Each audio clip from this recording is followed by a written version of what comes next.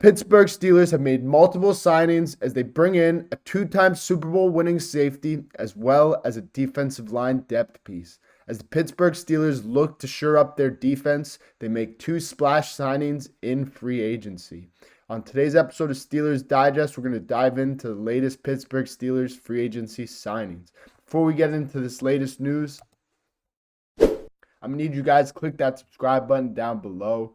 91% of our current viewers are not currently subscribed. If you click that button below, we're going to get you guys the latest Pittsburgh Steelers free agency signings, draft rumors, trade rumors, anything regarding our Pittsburgh Steelers. We're going to get a video out to you each and every day. Let's get right into the news. We got a ton to talk about. So the Pittsburgh Steelers have signed Juan Thornhill, a former Super Bowl winning safety, to a one-year deal.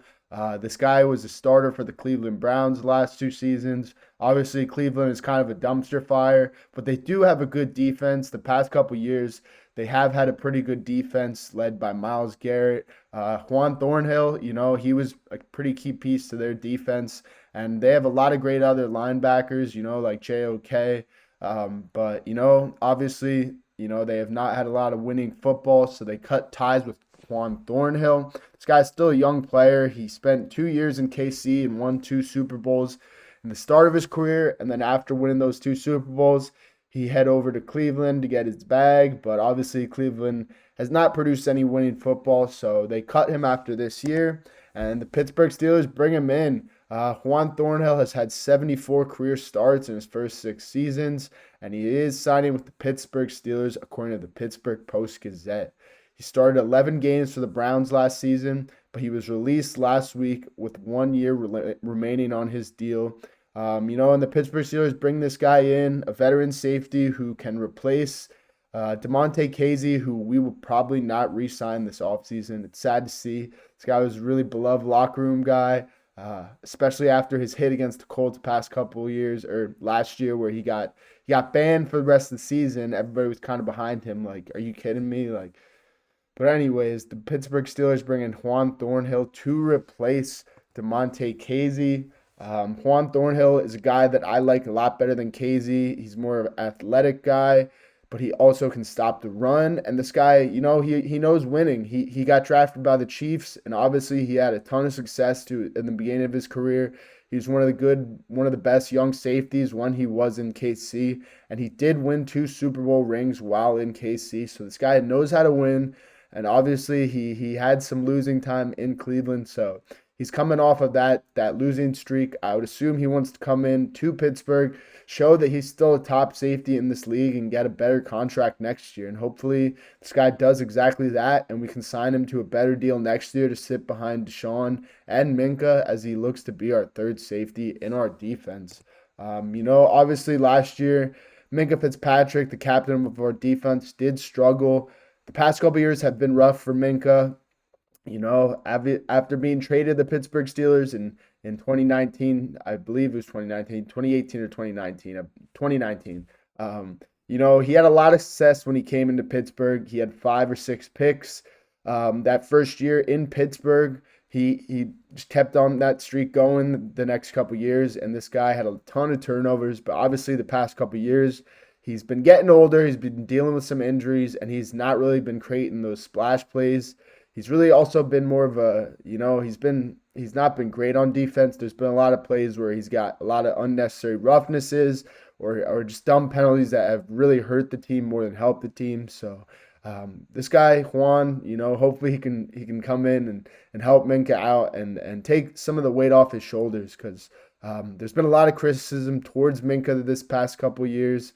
Obviously, he's got a bigger contract, so whenever we pay a guy, fans are going to be way more critical of him. But, last year, Minka did not even have a pick.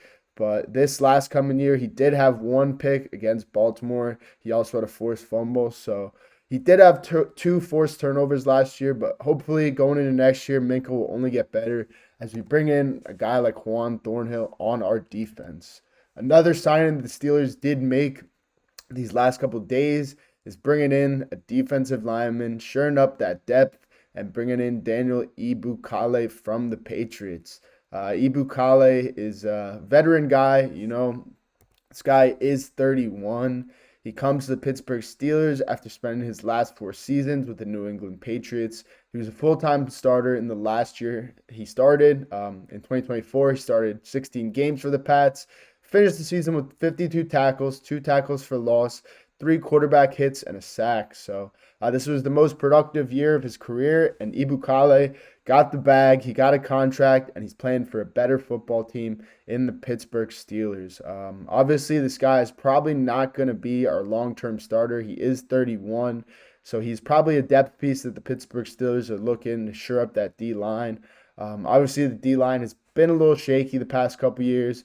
It's been led by our guy, our Hall of Famer, Cam Hayward, who's obviously, he's aged like fine wine. He's only getting better these past couple years, but around him, it's been kind of rough the past couple years. Ever since our buddy Stephon Tuitt retired after the passing of his brother, we've had a lot of tough times in the defensive line room. We had Larry Ogunjobi in there for a while, but we did cut him for a cap casualty this offseason, and he signed with the Bills. But he will be out the first 6 games of the season because he is dealing with a 6-game suspension for performance-enhancing drugs. So it looks like we dodged a bullet in signing Ibukale and letting